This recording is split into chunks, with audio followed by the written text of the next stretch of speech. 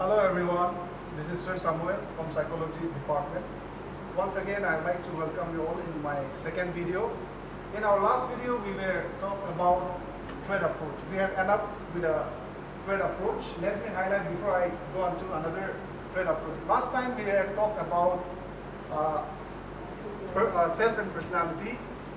Then we were talking about kind of self. Then after that, we were talking about different approaches to the study of personality. Then lastly, we end up with a thread approach. Let's continue with the same topic. The last person that falls under thread approach is called Einstein. Einstein talks about three types of threads. The first dimension, in his dimension, he call it neuroticism versus emotional stability. After that, the second dimension is talks about introversion and extroversion. In his latest dimension, which is updated in his new test, that is called psychotism versus sociability. Now, according to neuroticism, which means neuroticism means a person who is very moody, reserved, anger. Now, emotionally stability means a person who is able to control their emotions, a person who is able to control their feelings. These are called neuroticism versus emotional stability. The next one, that is called introversion. Introversion are the people who are very introvert, they're very reserved type, they don't mingle with others. Now, introversion are the people who are very outgoing, they make friends, they talk with people, they mingle with people. The next one is the third dimension, that is called psychotism. Now, whoever scores in this test high in this category, they tend to be very hostile, egocentric, and they are very antisocial type of person. Now, this is the last point that falls under the thread approach. Now we are coming into another approaches that is called psychodynamic approach. Now, in the psychodynamic approach, Sigmund Freud talks about three types of conscious. The first one is called conscious, that is things that you are aware of. Pre-conscious means you become conscious only when you pay attention. Then unconscious means things that you are unaware of. Now, the main focus in this approach is the unconscious.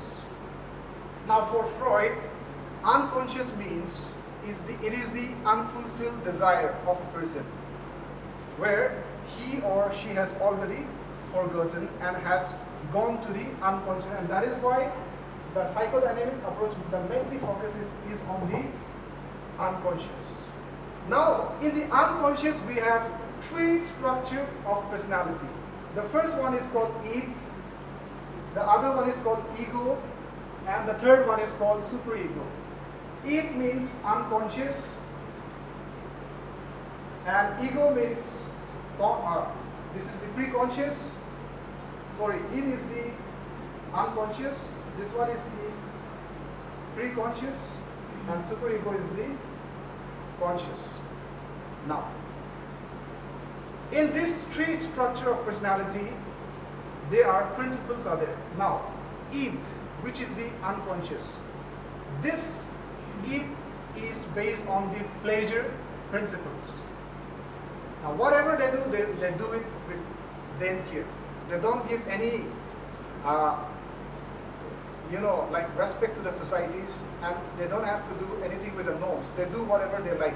It's all about pleasure for them.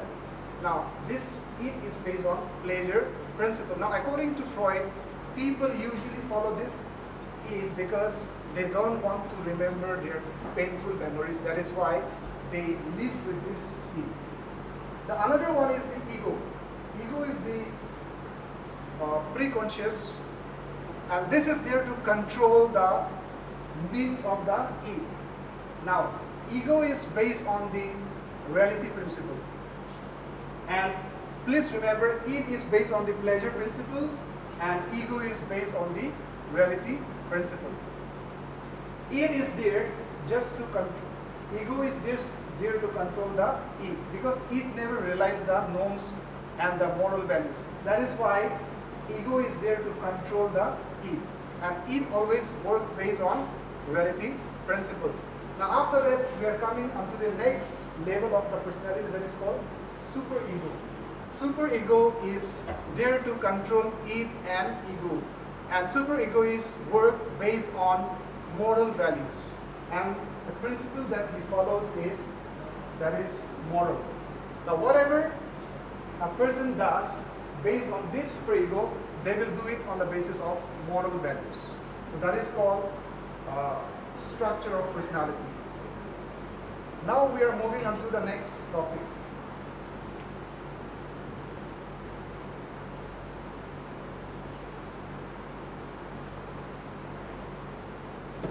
That is called types of defense mechanism.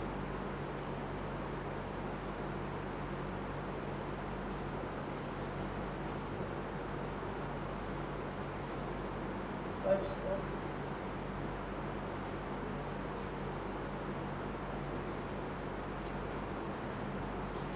Now this also is explained by Freud. According to him, there are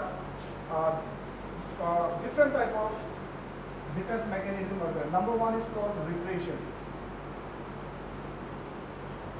Number two is called projection. Number three is called denial. Number four is called reaction, formation.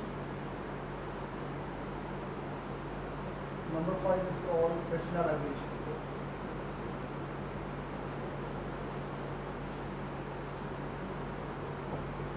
Now, before we move on to this, defense mechanism means distorting the reality. Now, according to Freud, whoever uses this defense mechanism too much, they might become abnormal.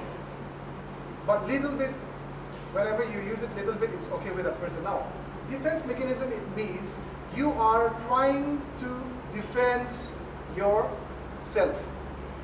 Suppose you have stolen something. Now, you're lying that you have not done that. Now, if you tell the truth, you will get the shame. Am I right or not? Therefore, you try to self yourself based on lies. Now, you cannot accept the truth. Now, if you accept the truth, you will feel the shame. Therefore, this type of talks are called defense mechanism. Now, there are 5 types of defense mechanisms are there. Repression means you have forgotten all the painful situations which you do not want to remember anymore. That is called repression. The next one is called projection. Projection means you are trying to put your trait on others. Now, suppose you are an angry person, but you see the other person as an aggressive person. It means you are trying to put your aggression on others. That is called projection. The next one is called denial. Denial means you are trying to deny the reality. That is called denial. Now coming to the next one, that is called reaction formation. Reaction formation means you are trying to develop a character which is opposite to your true feeling. That is called reaction formation. The another one that falls is called rationalization. Rationalization means you are trying to make unrelated to the related one. Suppose, for example, you're writing an exam with this old pen. Now suppose if you get failed in examination, therefore you will throw the old pen and you will buy the new pen. You're trying to blame the pain of getting failed in the examination. So you're trying to relate the unrelated, you're trying to make the unrelated one to the related one. That is called rationalization. Now we're going to discuss called psychosexual development. According to the Freud, there are 5 types of development are there for the personality development, and he call it psychosexual development. Now, in the first stage, that's anal. The first stage is called anal stage. That is 0 to 1 years. At this stage, the baby, the main focus is the unconscious. Please remember, in his theory, he talks about only unconscious. Unconscious is the focus, means pleasure. Unconscious means pleasure. Now, in each of these stages, Freud talks about unconscious, the sexual pleasure. That is why it's called psychosexual development. Now, in the first stage, there is the baby. A baby finds a pleasure by sucking their thumb, by nail biting. This is how the baby finds a pleasure in the first stage. That is 0 to 1 years. The next stage is called, that is the oral stage. This might come around 1 to 2 years. At this stage, a baby finds a pleasure by, like a baby begin to respond to the demands of the society by defecation, and also they find pleasure by, by bubbling the stomachs. Now, at this stage, the two things happen. The very thing happen is that ego and id begin to conflict because the baby is growing towards to the childhood from the babyhood. That is why there is a conflict between id and ego at this oral stage. Now, after this, the baby is moving towards, that is the philic stage. That could be from around an age group of maybe 4 to 7 years. At this stage, there are two very important things that I would like to discuss. One is called Oedipus complex. The other one is called Electra complex. Oedipus complex is a boy is falling in love with his mother.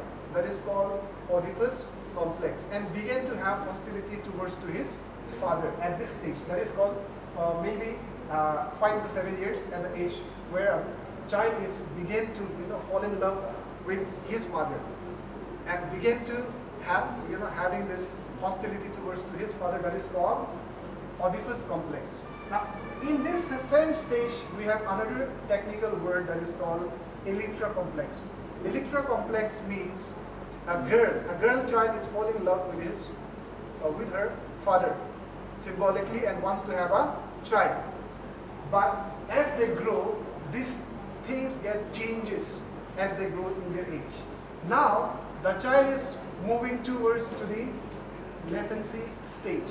This age could be from around 14, from 8 years to 14 till their puberty. At this stage, the important thing that we need to remember is that the sexual pleasure is diverted towards to the social activity.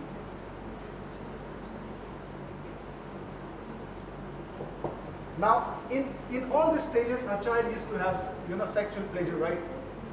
But in this latency stage, their sexual pleasures are diverted towards to the social activity. That's why they do not have that sexual pleasure in this stage.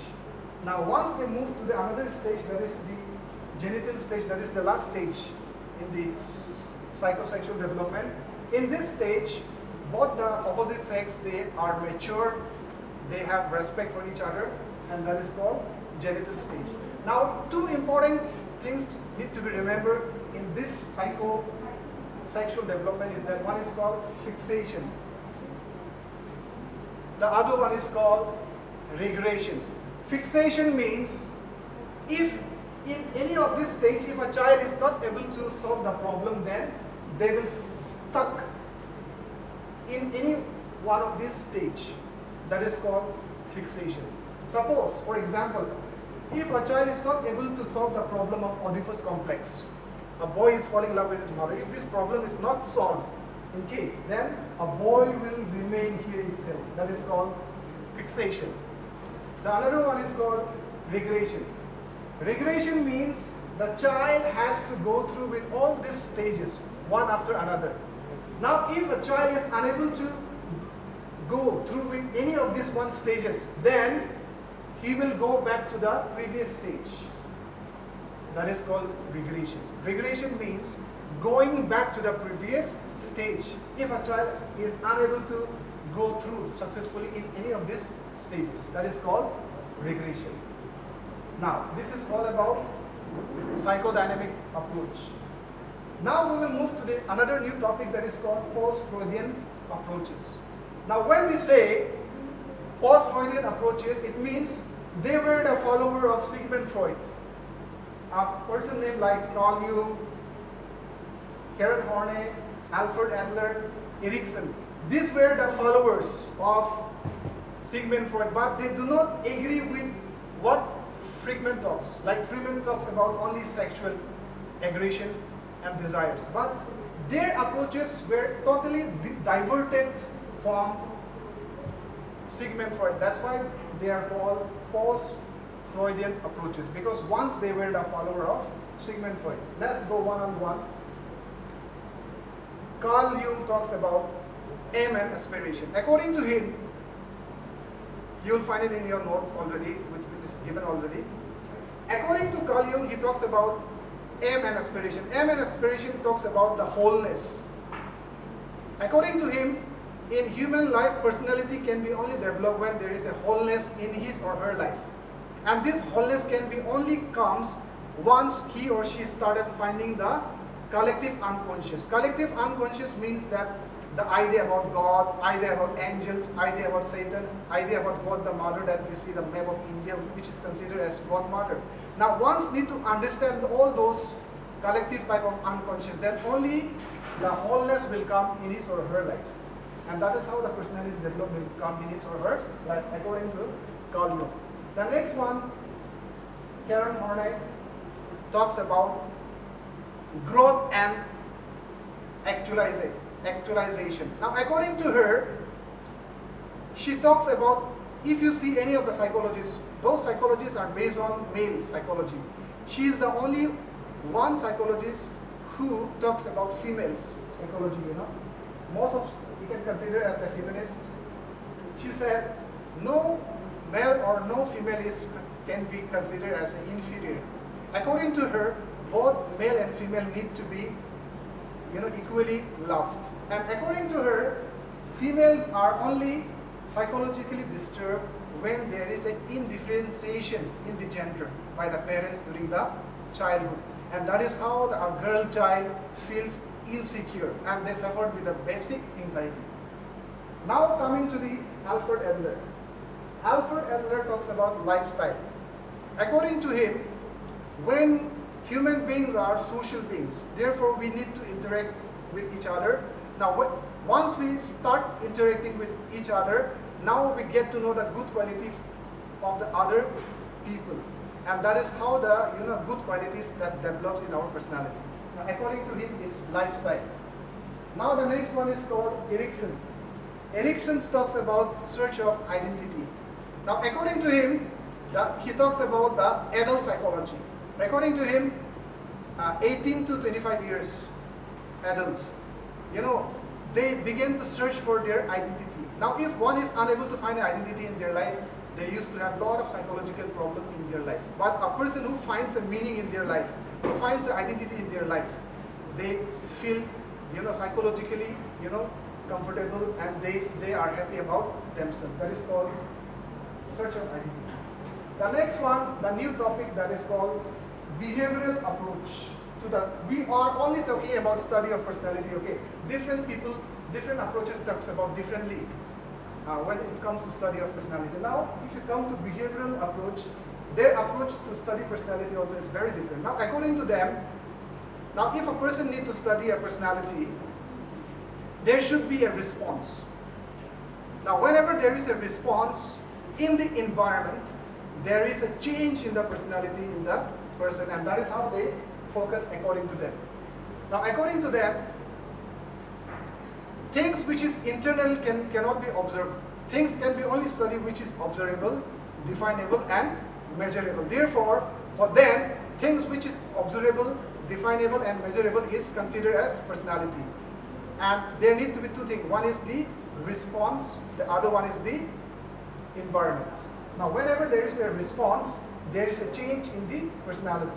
The next one is the cultural approach. According to the cultural approach, we learn personalities through our culture, rituals, sports, traditions that we have in our culture, surrounded by our culture, and that is how those things only develops our personality according to the cultural approach. So these are the different ways that they study the personality. Now the last point of today is humanistic approach.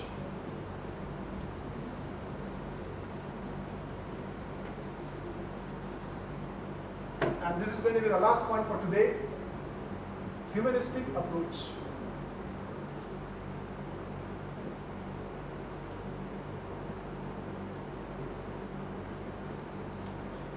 Now in the humanistic approach, there are two persons out there. One is called Carl Roger, one is called Roger.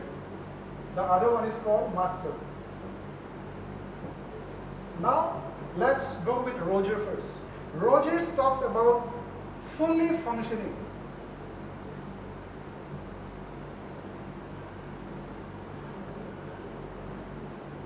He used the word called fully functioning. In the humanistic study, it simply means, according to them, a person needs to find a meaning in their life. Then only the personality develops. Now, according to him, fully functioning means, according to him, human beings are good by birth. Therefore, they are motivated to drive and actualize their own life.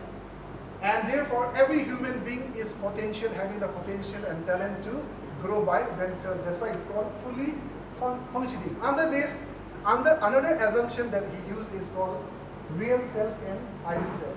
One is called real self, the other one is called ideal self. Now, according to him, real self means who you are as a person. Ideal self means who you want to become. Now, whenever there is a correspondence between these two, a person is happy. Now, when there is a contradiction between these two, a person is ending up with a unhappiness. Another term that he used is called high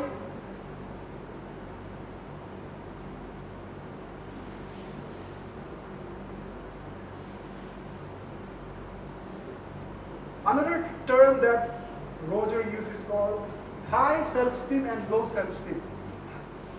High self-esteem people, they make friends and they experience new things in their life, but low self-esteem people, they never grow in their life and they never experience and they never develop in their life. So this is the equation of Roger. Now coming to the Abraham Maslow, because there are two, please remember there are two theories in this humanistic approach. The other one is called Maslow. Let's see what the Maslow says.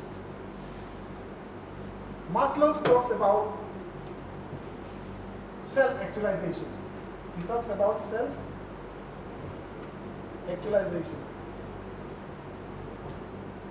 According to him, the first technical word that he uses is called self-actualization, which means reaching to the fullest. Means a person needs to reach to the higher needs of the hierarchy. As I said in class 11, hope you student you remember in the chapter 9, we talk about this Abraham's hierarchy of needs, right? There are 5 types of needs, am I right or not? If you see the triangle, there are 5 types of needs are there. The first one is called physical, right? Belonging is there, security is there. After that you have esteem is there. After that you have the actualization is there, the first one. The first one is the physical needs. The second one is belonging needs, security needs. I have just written in the short. Physical needs, belonging needs, security needs, esteem needs. The topper, the hierarchy needs, the top one is called actualization. Now according to Abraham Maslow, a person can only become psychologically healthy when he or she reaches the highest level of the needs in the hierarchy. Then only the person become self-aware, self-responsibility begin to take place, Then psychologically you become healthy and your personality also get developed once you reach the higher needs that is called self-actualization needs. And I hope you all have understood this. And let me wind up my class here. I hope you all will understand. Please go through with this video. We'll meet next time until I upload my next video. So please stay home, stay safe. Thank you so much.